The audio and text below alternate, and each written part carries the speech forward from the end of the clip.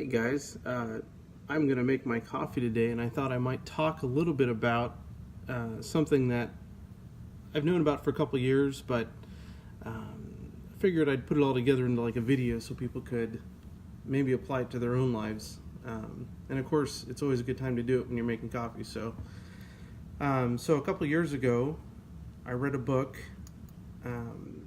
about personalities, about how people interact with each other and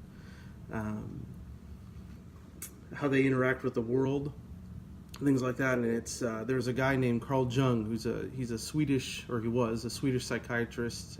He lived about late Victorian era till about the mid 20th century, and he was the father of analytical psychology, better known as Jungian psychology. And that may be, everyone's like, Rick's going weird, I'm going to go off. But this is important stuff. So this is how people kind of relate to each other. So if you've ever heard of introvert, extrovert, that was an idea before he talked about it, but he extended that idea into 8 different types of things. But introverts and extroverts are, everyone kind of knows who that is, in their life. The extroverts are the people that are kind of with the crowd of people, and the introverts are the kind of sitting on the outside of the crowd. So anyway, Carl Jung said this, and I wrote it down so I wouldn't mess it up, but it's the meeting of 2 personalities is like the contact of 2 chemical substances. If there's any reaction, both are transformed. So throughout our lives, we're going to have relationships with people.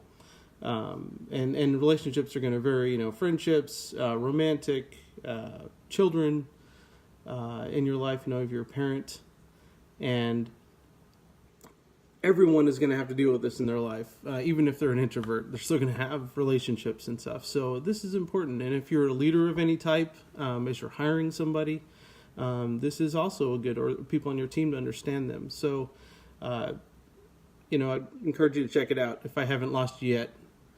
But he put introvert and extrovert into 4 different types of things. And so he broke it down. So an introvert and an extrovert is kind of how it's our preferred focus, right? So an extrovert their preferred focus is outward, that they love to talk to people.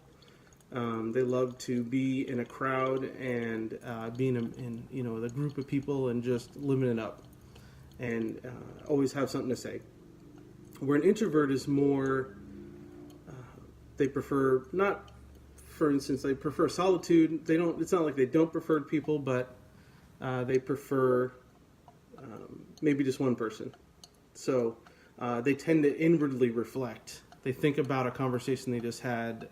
Man, I should have said this, or I should have done this better, or whatnot. Now, and I want to stress that these are preferred. Everyone isn't only an extrovert or only an introvert. We have a mix of both, but we tend to prefer one or the other when interacting with people. So the second one is sensing and intuition, right? And this is how we receive information, okay? So sensing person is someone that loves details, right? I'm sure someone popped in your mind that's like this. They love routine. They love precision. They love details. They like to see how things are made, and they want to know all the information about it before they can make a decision. And that's a sensing person. An intuition-driven person receives information like from the 30,000-foot view. Tell me what the problem is so I can fix it, and let's move on. That's the way they work. They want to see the big picture. These are big picture people. If you have let me give you an example. If you have a manager or a pastor or just someone that's a great leader, generally they're this type of person. They tend to shoot from the hip, the intuition, the Captain Kirks. That may be a little dated, but yeah, that's the type of person. The third personality is their means for processing data. And there's 2 different types here. And I know this is a lot of information. I'm going to give you a website to go check out after this that you can kind of see it all. But I'm just throwing it out there so at least you can get excited about it and maybe look at it on your own, because that's how we learn, right? So means for processing data. There's two types. There's thinking and there's feeling. Okay, and I'm sure you can probably think of the two different people in your life, or the many people in your life that are like this. But the way of processing data, a thinking person will. I need to pour my coffee, or it's going to go bad here. A thinking person is kind of like a non-emotional, analytical. We need to do this. You always hear that story about the train where the guy brings his kid out there, to work that day, and the kid's playing on the tracks, and he sees a train coming, and so he needs to either make the decision to turn the train off the tracks where it crashes and hundreds of people die, or he keeps it on its track that it's currently on and it kills his son. And it's a horrible example, I guess, but the thinking person, is like, well, the good of the many is better than the good of the few. And, he doesn't pull the lever and his son gets run over by the train, which is, again, morbid for your Labor Day. I apologize. But that would be like a thinking person. Or the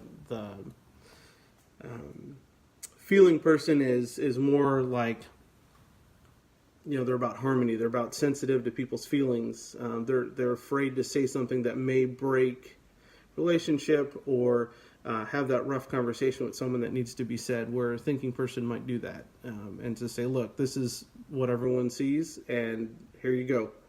And they give it to you on a plate. So thinking and feeling are those two.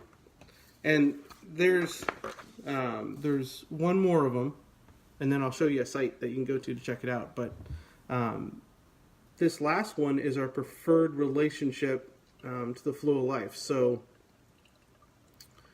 how we kind of like deal with stuff. So there's two different types of people here as well. There's the people that are just laid back, right? They're open-ended. They like to linger. They are just nothing really affects them. They're just like, yeah, we'll get to it. Let's do it, later on or whatever. They never give you like a set time. I'll be there at 2 because they'll be there at 2:20. If anyone knows me, they probably know what I am.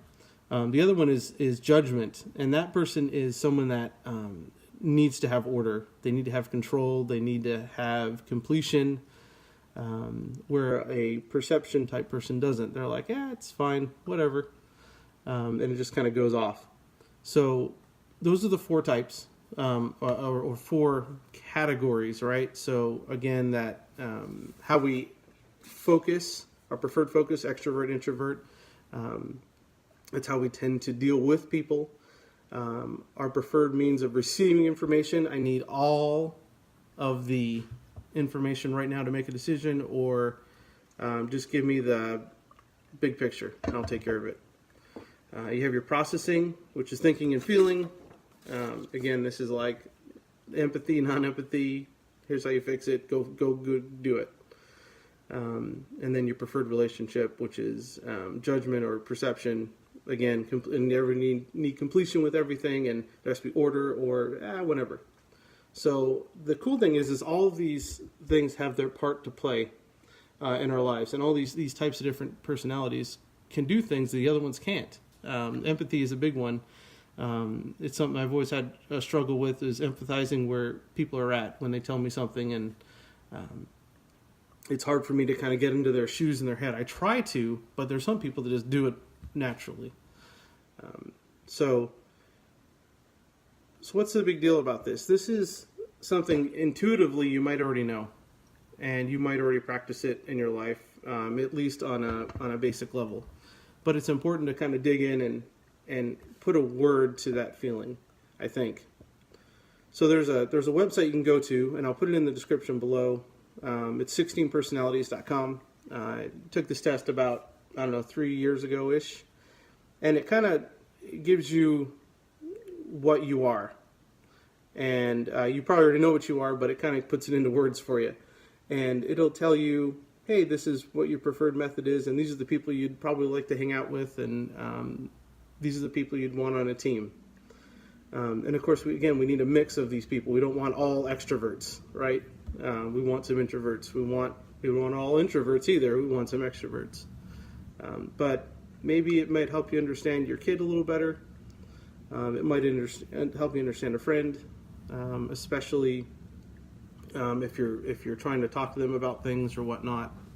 If they're going through a rough time or whatever it is, it'll help you to understand them a little better. So I hope this helps. And my coffee is just about done, which is my cue for finishing up. But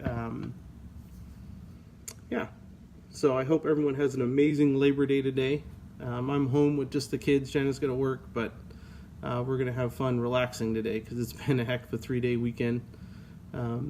So it should be a good time.